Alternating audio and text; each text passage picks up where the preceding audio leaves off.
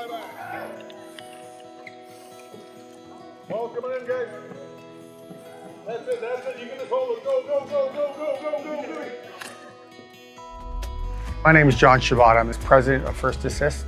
So First Assist started when I was playing with the Montreal Canadiens in 1983-84. I was hired by a group called the National Native Alcohol and Drug Abuse Program. And every summer I would travel to communities, talking to kids. It was just something that kind of I wanted to do.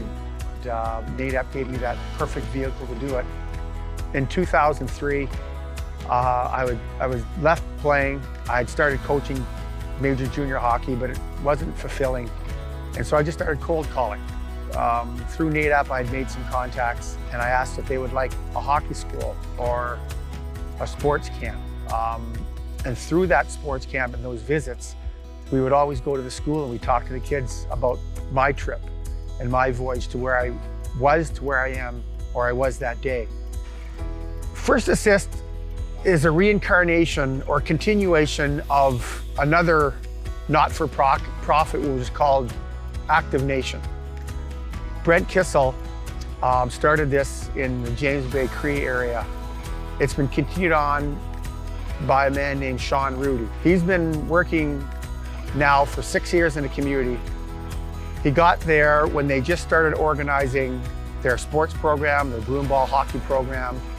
Their graduation rate was under 20%. They started with kids who were just getting into high school. Their graduation went from under 20 to over 80% in 6 years.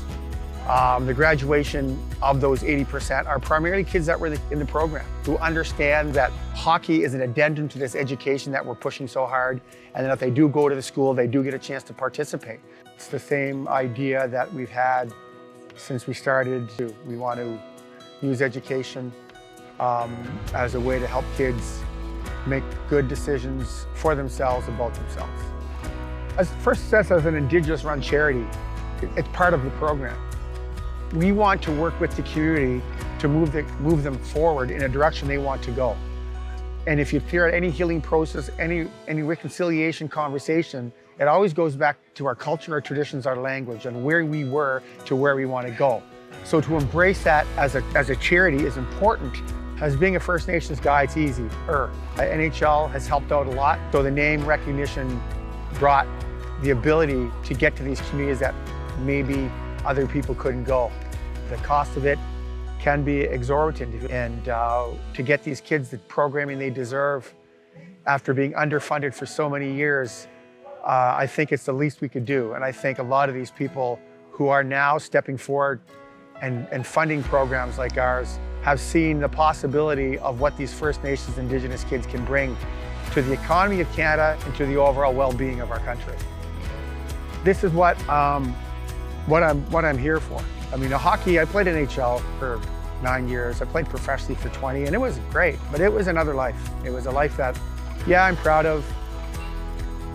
You know, not many people get to do it, but I think if I look back on everything I've done, this will be the thing that I want to be remembered for. I'm an Indigenous guy. My dad was a full-blooded Indigenous Algonquin who spoke his tongue until he was 8 years old.